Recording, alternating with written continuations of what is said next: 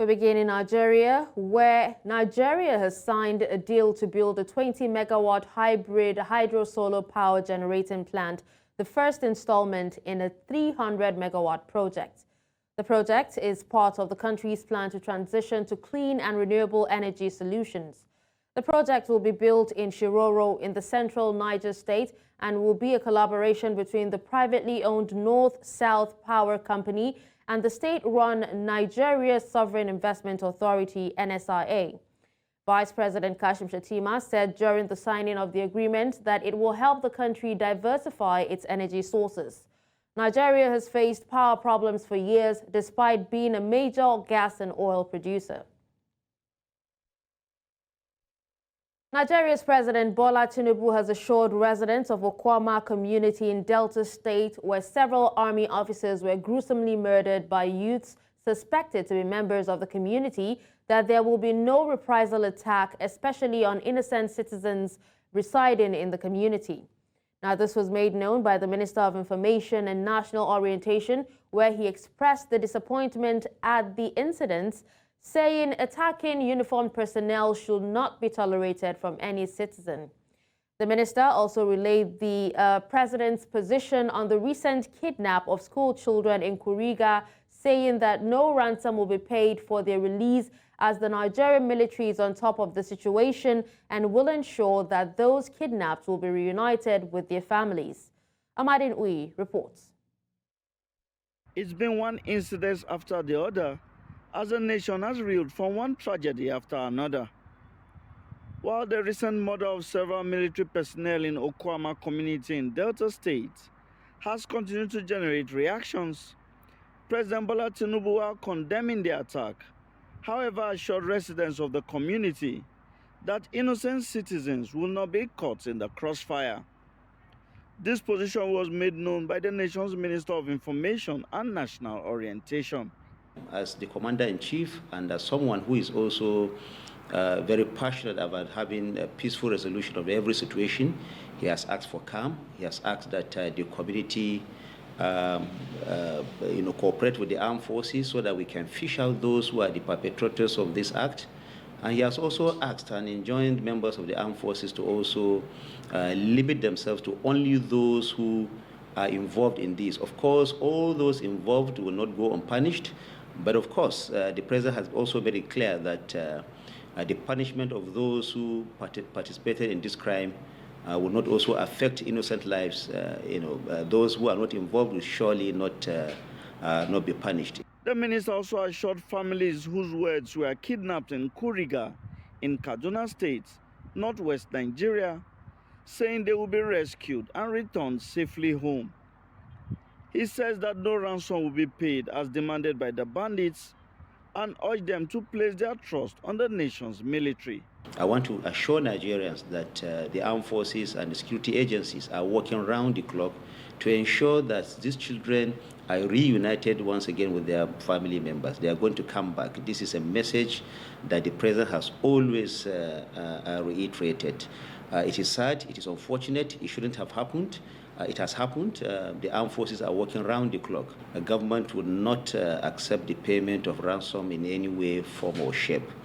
The Nigerian armed forces have the capacity to deal with the situation diligently and carefully, so that more lives will not be lost. While the event in Okwama continues to shock citizens, President Tinubu assured that those responsible will be brought to book. In Abuja for News Central, I am Amadin Uyi. In the meantime, the upper legislative chamber has ordered a probe into the killing of 16 personnel of the Nigerian army during a peace mission to Okwama community in Ughelli South local government area of Delta State. It also tasked its Committee on Defense, Army, Navy and Air Force to liaise with military authorities to get more information on the remote and immediate cause of what it described as a dastardly act. During plenary on Tuesday, Senate President Godswill Akpabio said those involved in the killing of soldiers in Delta may be foreigners. No community will go to the extent of doing this kind of thing. I don't think they are from Niger Delta. So I think the first point should be that we should first establish the culprits who committed this crime. We must take it seriously. Supposing they are not from Niger Delta, supposing they are not even Nigerians, and we now come and talk about giving relief materials to people should pay for the consequences of their crimes. I would not support relief materials. Still on Delta killings, Nigeria's former Deputy Senate President, Ovie Omagege, has condemned the killing of 16 military personnel and innocent civilians in Delta State and called for peace between all parties in the Okwama crisis. Omagege, in a statement, described the killings as a grave crime against the state. He said such extreme bloody violence has no place in the society and it is clearly inconsistent with the traditional warm hospitality of the people of Delta State. While he condoled with the families and the military for the loss, Omagege urged the army to show restraint in its operations to restore order to the Okwama community by not wiping out innocent civilians on account of a few misguided criminals. Earlier, Public Affairs analyst Jide Ojo was on the news with an expert's view on this. The President of the Senate needs to be very circumspect in making categorical statements on issues that are not within his purview. How could foreigners come and kill 16 or 17 of our armed forces members? And we know that the Okwama and Okoloba communities are in dispute. And we have seen these kind of things before. We've seen it in Odi, we've seen it in Zakibia, we've seen it in which other places? About 3 or 4 other places. So it's not out of place for a feuding community who feels that maybe the soldiers were taking side against them to try and commit this kind of crime. It could have also been done by pirates. It could have also been done by militants. It could have been done by anybody. But I think the President of the Senate should just have said, okay, we are setting up a committee to investigate, rather than saying that they are.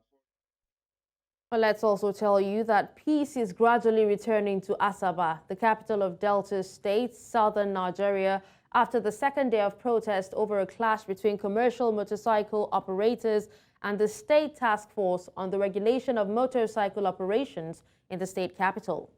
More property estimated to be worth millions of naira were destroyed as the state government warns that it will not condone any breach to the peace of the state.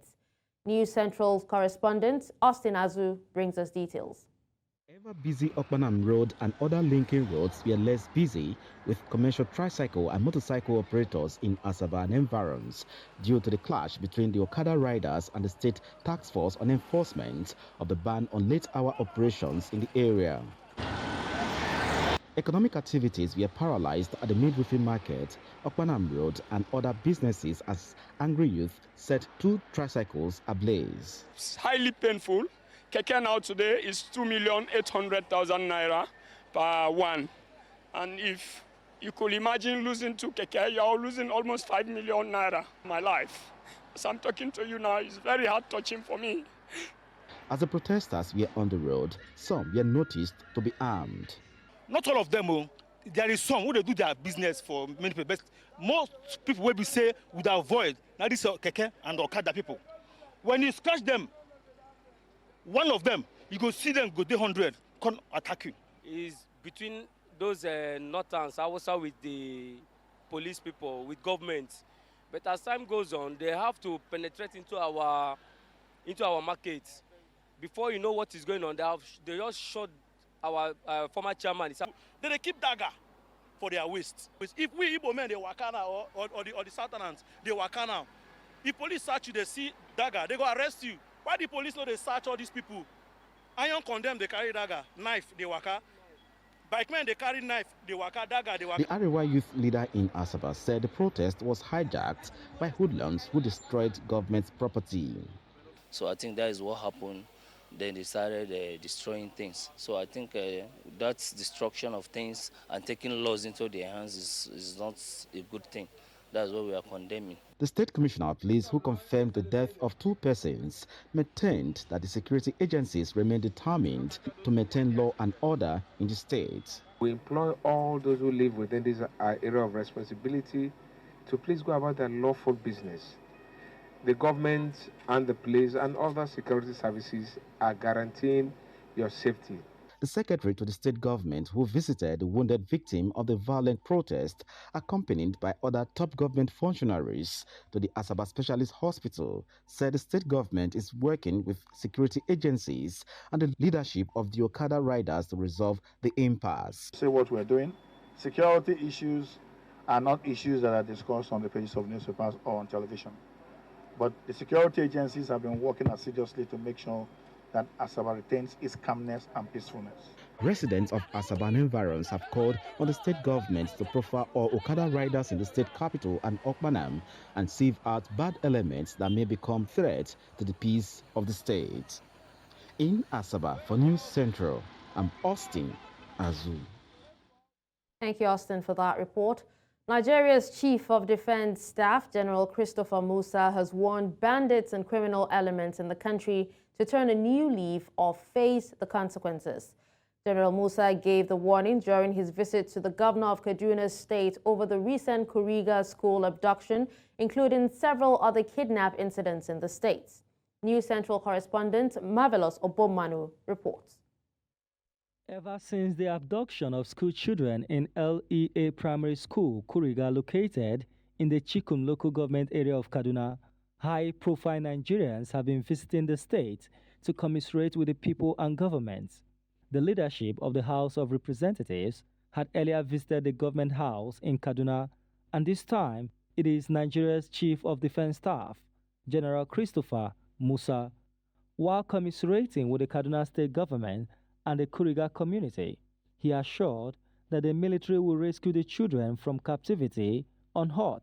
We are taking more action to ensure that we safeguard, we bring them out as quickly as possible.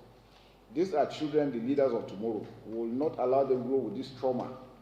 Let them not feel that they've been neglected. But you, the parents, we know you have been spending sleepless nights. We equally are doing the same. We are with you in this, and will continue to be with this. And Your Excellency, want to assure you that we will put in everything possible. We are making some adjustments to ensure that Kaduna is secured, the Northwest is secured, Nigeria is secured. We know what it means for a child to be abducted from school. But we will continue to try to partner with the armed forces or the relevant security agencies to ensure the sub-return of our children back home by the grace of God.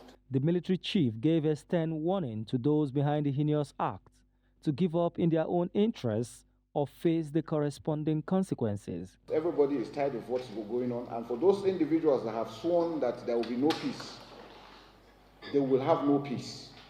We will ensure that we follow them up wherever they are, and those ones that are sponsoring them and encouraging them to do the same, for their own good, they should stop.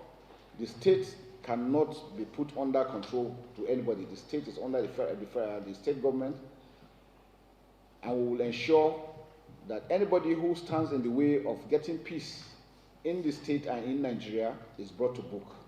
We will take our time to follow up through the normal process. There will not be any infringement on people's rights, but we will do what is required.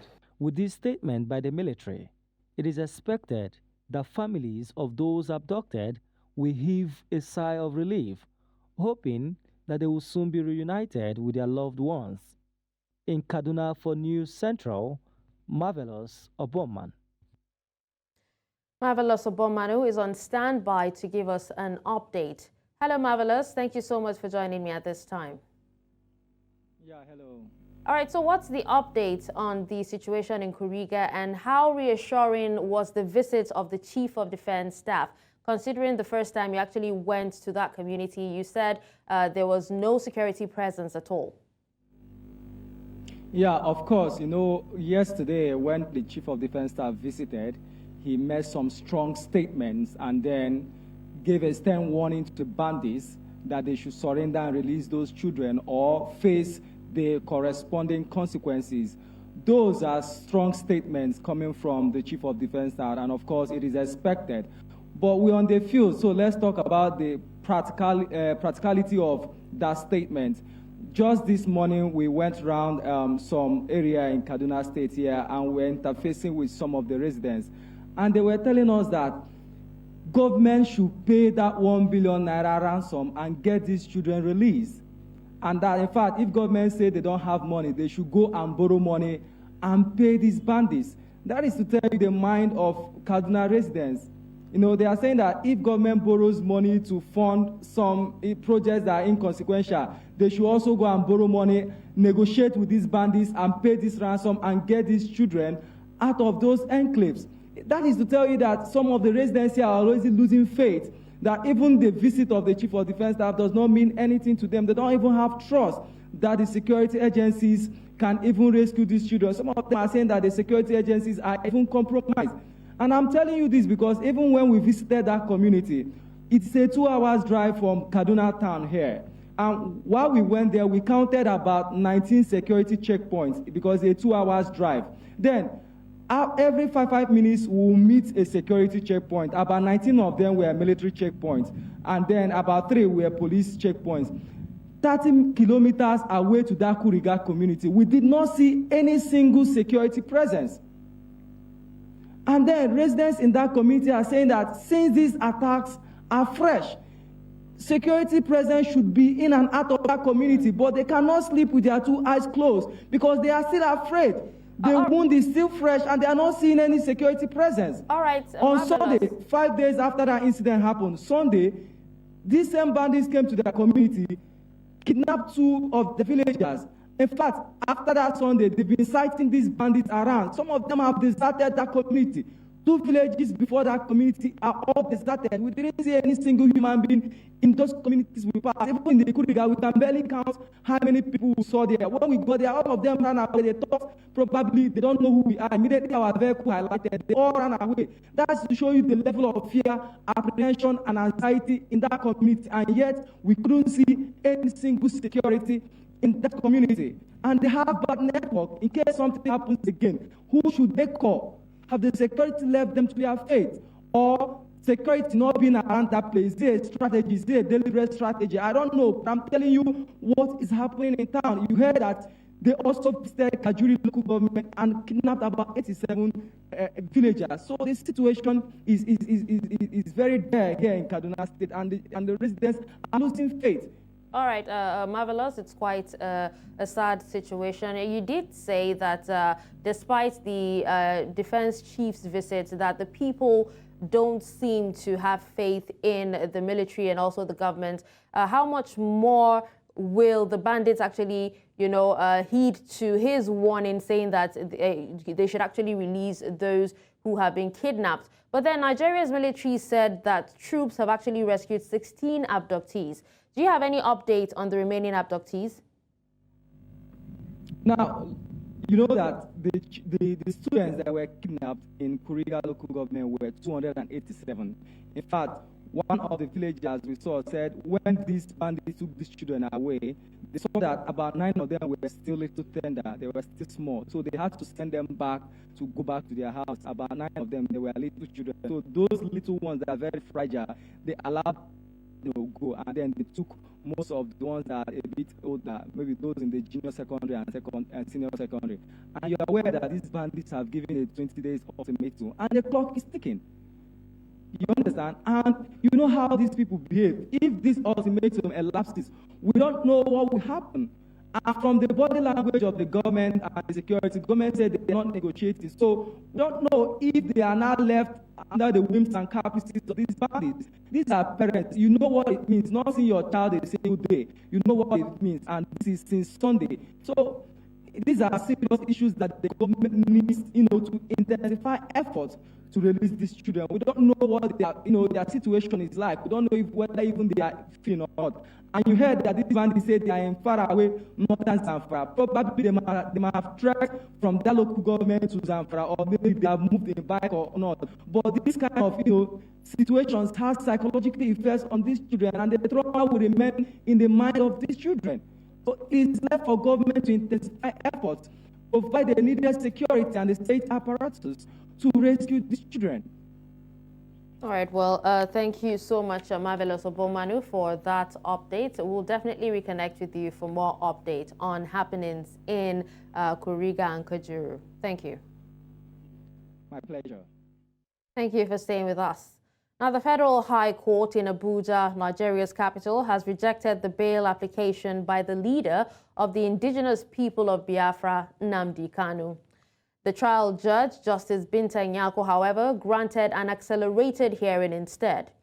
Counsel for the IPOB leader, Aloy Ejimako, and had at the last adjourned date urged the court to admit Kanu to bail before the commencement of the trial.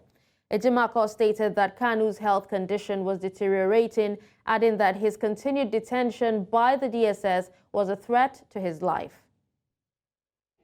We do not want to call it a travesty of justice because of the respect we had for the judiciary, but we are utterly disappointed that today bail was refused. On what grounds? The Supreme Court on 15 December criticized very severely the revocation of Mazi Nnamdi Kanu's bail in several pages, which we are going to make available to the media, at pages 19, 20, and 21 of Justice Agem's judgment. He even suggested that the impartiality of the trial court in revoking Nnamdi Kanu's bail is suspect. We didn't mind all of that, but still we made an application, a fresh application, to my Lord, urging her to exercise discretion to restore Nnamdi Kanu's bail. She refused it without any reason. The ruling All Progressives Congress says it will on April 3rd commence the sale of expression of interest and nomination forms for the Ondo State governorship election. The expression of interest form will be sold for 10 million naira, while the nomination form goes for 40 million naira. However, female aspirants and persons with disabilities will procure the 10 million naira expression of interest form, while the nomination form is free. This was disclosed in a statement posted on the party's official X handle by the National Organizing Secretary, Suleiman Argungu. The state governorship primary would be held on April 25th, while the primary election appeal to attend to complaints and contestation would hold on April 26th. Nigeria's electoral body has warned political parties to keep to its schedule of activities, saying disregarding this will undermine their chances in nominating their candidates for the Edo and Ondo states governorship polls. This was during an interagency consultative meeting where the chairman of the body revealed that 2 weeks after the primary elections by political parties, only 6 have uploaded their candidates to the INEC dedicated server despite a deadline of 2 weeks. Amadine Uyi reports. It was the first consultative meeting between Nigeria's electoral body and the nation's political parties. The chairman of the body gave an update on the ongoing preparations for the upcoming Edo and Ondo state governorship polls. Today's meeting is the first since the conclusion of the by-elections and court-ordered run elections held last month in 26 states of the Federation. With the exception of 2 states, Enugu and Kanu, winners have emerged from the by-elections and the rerun elections. The chairman, however, warned that those disregarding the timeline set for the uploading of their party candidates will have themselves to blame. Already, party primaries for the Edo State governorship elections have been concluded. By the timetable and schedule of activities for the election, political parties have 20 days to upload the list and personal particulars of their candidates to our dedicated portal. We have trained party liaison officers and established a help desk for political parties. The portal opened on 4th March 2024 and will automatically shut down at 6 p.m. on Saturday, 24th March 2024.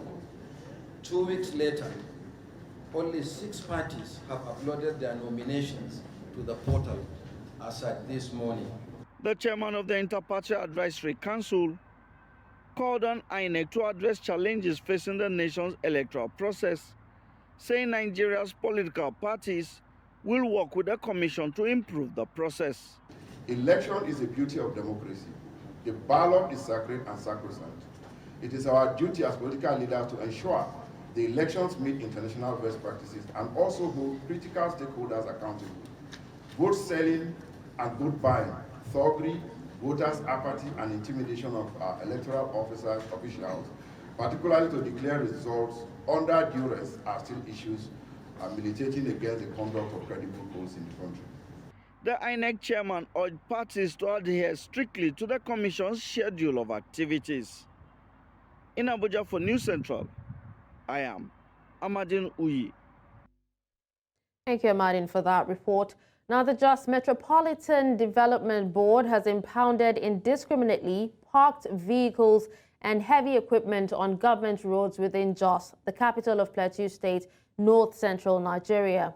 Now, this operation followed non-compliance of some members of the public after a series of warnings and sensitizations for owners of such equipment to get them removed. News Central's Chizoba Anyonwe now completes the report.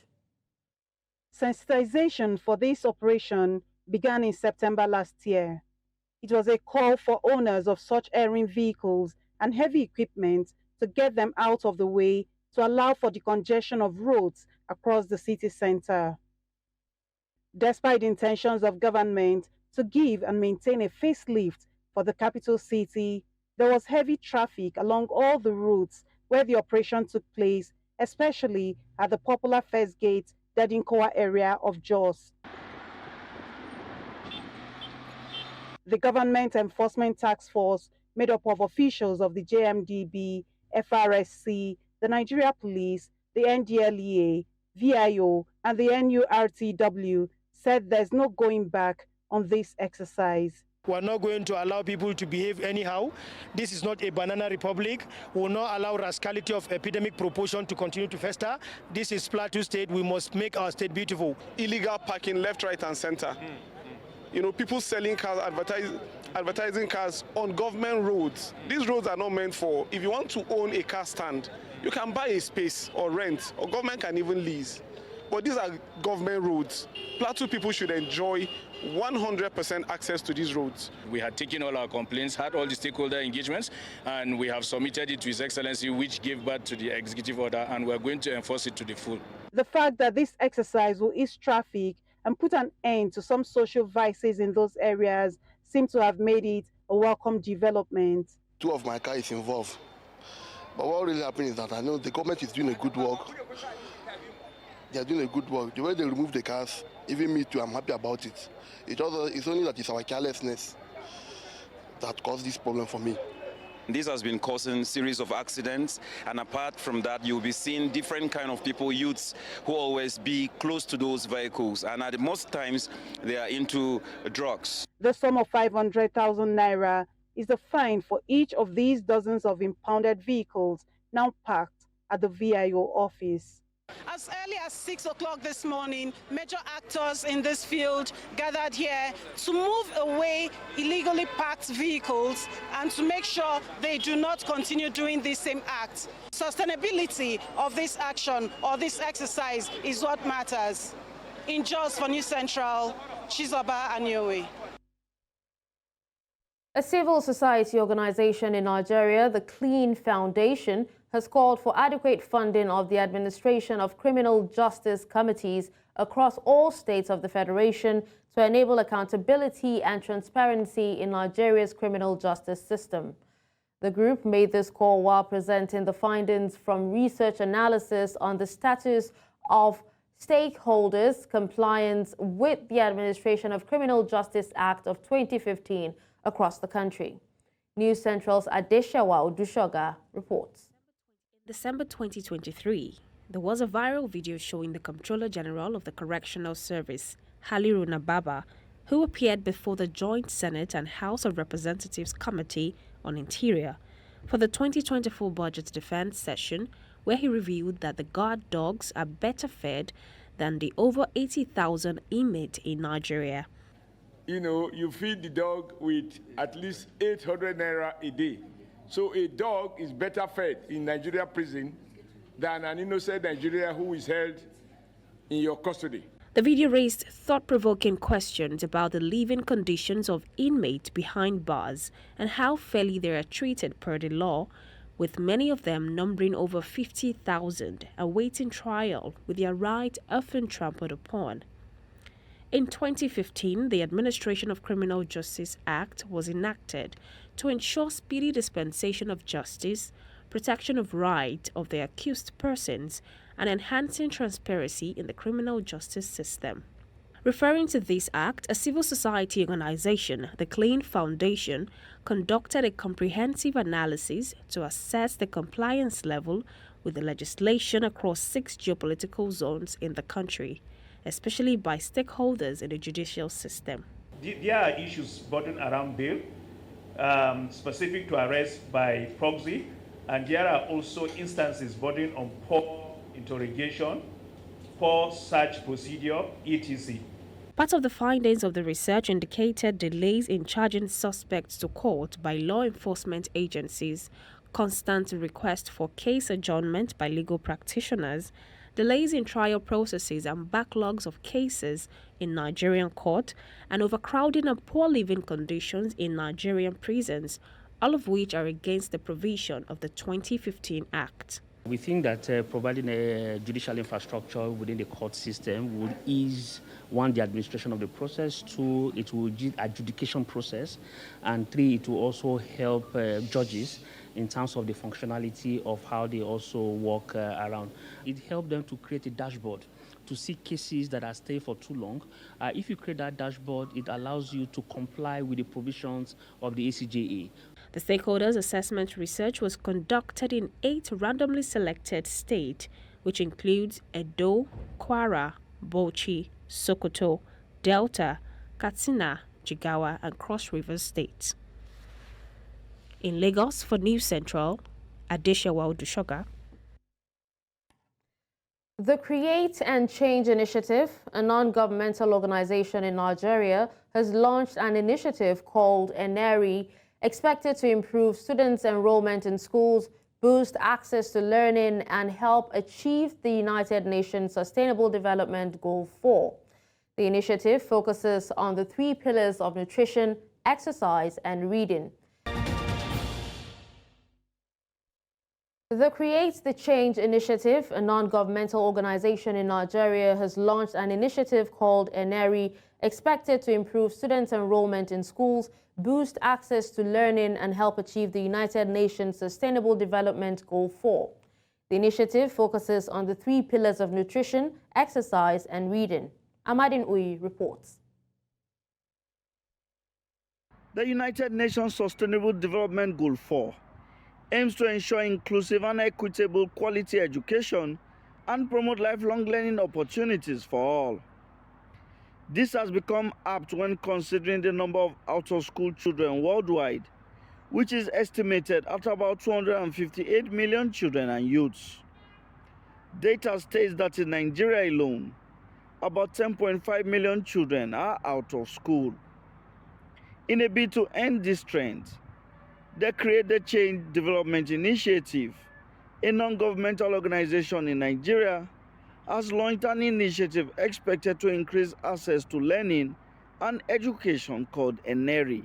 ENERI stands for Enhancing Nutrition, Exercise and Reading Initiative, and it stands for ENERI. And ENERI is made up of 3 components: nutrition in the form of a school feeding program, exercise where we support the primary school children with play and sports equipment just to make their PE time more fun and interesting, and then reading where we support the school with a library and reading materials, and we also help the children to read. Members of the initiative say the program specifically targets children to place them in a position where they can succeed in life using education. We want to ensure that our children, both young and adolescents, are able to optimize their potential and achieve their God-given capacities in life. Information, we are told, is power. So an educated child, a child that is able to read, and read literatures and listen to the news and get the relevant information is able to empower himself or herself to be able to address some of those challenges while growing up the child experiences. They say education will give them better opportunities and help them harness their potentials. We believe that these three components working together can help to put a child on a better trajectory for a better life and a better future. Our goal is to impact these children and deposit something that will take them to their future. While the objective of achieving the Sustainable Development Goal 4 still appears a pipe dream, stakeholders like the Create the Change initiative is calling on all citizens to support this cause. In Abuja for News Central, I am Amadine Uyi. Now away from Nigeria, Senegal's President Macky Sall says he has no regrets for his attempts to postpone elections that were due to be held last month, sparking deadly protests in the country. He says the decision to delay the vote was not taken unilaterally, but was due to electoral concerns raised by members of parliament. His plans to delay the polls, which led to violent clashes and political tension across the country, were eventually overturned by the top court. The elections are due to be held on Sunday after a failed bid to push them to December. Critics had accused the president of trying to extend his stay in power, but Sall insists that he will not stay a day longer if Sunday's vote presents no outright winner. After 7 months behind bars, Senegal's opposition figure Ousmane Sonko is back in his home region of Casamance after being released from jail last week. A large crowd waited to welcome the return of a man in whom their hopes for Senegal's future rest. But Sonko is not standing in Sunday's election. The popular 49-year-old opposition leader was barred after a string of legal convictions which he condemns as politically motivated. In his stead, Ali Bassirou Diomaye Faye, who was released from prison with Sonko late on Thursday, is running. Là juste pour accueillir le légendaire, l'incontournable, l'homme qui a décidé de changer l'Afrique. Donc on est là pour lui, c'est Ousmane Sonko. De notre pays, on a des richesses ici au Sénégal, mais le Sénégal, me semble qu'on ne bouge pas. C'est comme vous avez une voiture neuve et qui ne bouge pas. C'est ça. Au plan des infrastructures, Promoville, la commune de Ziguinchor à elle seule a eu 15 km de route. Sans compter la RN6. Aujourd'hui, on peut se déplacer de Ziguinchor jusqu'à Tambacounda. Alors, qui connaissait 2012 ou avant 2012, cette route était impraticable. Et les villages qui étaient tout le long de cette route étaient des villages oubliés. And now we move to North Africa, where Libya on Tuesday ordered the immediate closure of its main border crossing with Tunisia following clashes between armed groups and security forces on the Libyan side. The border post in the desert area of Ras Jdir, about 170 kilometers from the Libyan capital Tripoli, is the main crossing point between the two North African countries.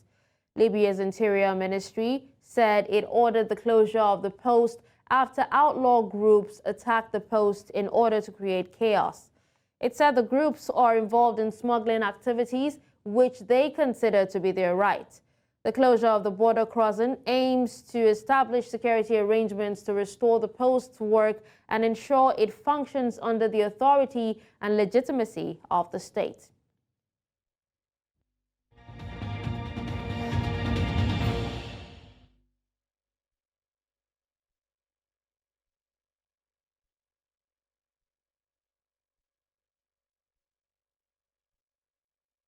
Now, in other news from around the world, Ecuador's President Daniel Noboa meets the directors of the Inter-American Press Association and signs a statement to guarantee press freedom. President of SIP, Roberto Roque, advocates for strengthened mechanisms to safeguard journalists, combat impunity, and review laws on defamation. Now, this comes amidst heightened tensions following a surge in violence linked to organized crime, prompting Noboa to declare an internal armed conflict and impose a state of emergency. Trabajar en contra de enemigos comunes. Esos enemigos comunes son la violencia, especialmente el crimen organizado, es la desinformación, es la inseguridad de los periodistas. Efectivamente, el crimen organizado impone, yo diría, zonas de silencio inicialmente, zonas de autocensura, ¿no? Que cuando nos damos cuenta son mucho más extendidas de lo que imaginábamos. Compartimos esas preocupaciones, estamos trabajando en los 4 puntos, en aquellos que están sobre todo más en el ámbito ejecutivo y por supuesto con las limitaciones de las situaciones. Let's now join our business desk for today's news. On business, Nigerian-founded Move has raised $100 million in its latest funding round, elevating its valuation to $750 million. Established in 2020, Move employs a credit scoring system to finance new vehicles for ride-hailing and logistics, deducting a portion of weekly revenue. The Series B funding, supported by Uber and existing investor Mubadala, will enable Move's expansion into 16 global markets by the year 2025. Founder Ladi Delano anticipates adding 45,000 vehicles to the platform with this funding. With a total of $250 million in equity funding and $210 million in debt funding, Move aims for profitability by the next financial year. Staying on investments, the Johannesburg Stock Exchange is seeing a resurgence in IPOs after a recent downturn. Key drivers include potential interest rate cuts, anticipation of South Africa's election, and efforts to tackle power challenges. JP Morgan Chase & Co. notes increased interest from IPO-bound companies. Easing inflation and doubled growth forecasts add to market optimism, and companies eye spin-offs to unlock subsidiary value. The highly anticipated Coca-Cola Beverages Africa listing could hit $8 billion. And despite this, African firms often prefer offshore listings for liquidity. Nonetheless, the JSE's revival signifies improved market conditions and rising investor confidence. Let's now tell you that Uganda's gold exports have skyrocketed over tenfold in 2023, reaching a staggering $2.3 billion, as reported by the central bank. Despite U.S. sanctions on a major processor, African Gold Refinery, the country's gold trade thrives. Analysts attribute the surge to the operation of new processors, notably the Chinese-owned Wagagai Mining Limited. According to experts, the increased capacity of the Chinese plant, along with suspension of tariffs on gold exports, have facilitated this unprecedented growth. This news underscores Uganda's emerging status as a regional hub for gold trade. And that's it on Business Stories. Please stay with us. We still have more to come. I am Lekon Onobanjo.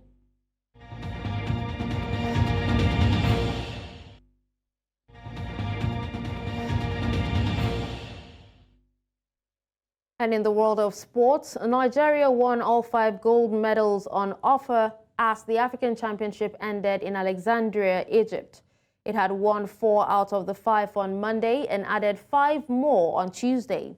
At 50 kg, Mercy Genesis Nigeria defeated Rosine Nsa Asuga Cameroon via fall to announce herself as the favorite to earn a Paris ticket at the qualifiers from March 22nd to March 24th. Now, Adijat Idris, Nigeria, Mercy Adekoroye, Nigeria, Ebipate Mugembofa, Nigeria, and Ebi Biogos, Nigeria, won the gold medals at 55 kg, 59 kg, 65 kg, and 72 kg, respectively. With 9 gold and 1 silver medal, Nigeria won the team title with 245 points out of the possible 250 points. Egypt finished second with 162 points, while Tunisia is third with 140 points. Ghana's Ruth Usoro secured the gold medal in the women's triple jump. Osoro's victory came in a dramatic fashion as she clinched the title with her final jump reaching a distance of 13.80 meters. It marked her first ever African title in the event. Meanwhile, Chukwuebuka Enekwechi retained his shot put title, earning Nigeria's first gold medal in athletics at the Games. The victory marked Enekwechi's second consecutive gold at the African Games. In the men's 100 meters, Ushero Orise Ishekiri claimed silver with a time of 10.23 seconds, upgrading from his bronze medal in Rabat 2019.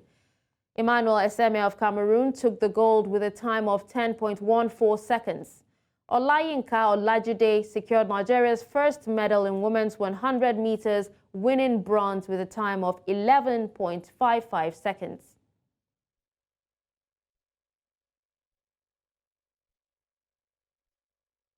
And that's all at this hour. But before we go, let's take another look at some of our top stories.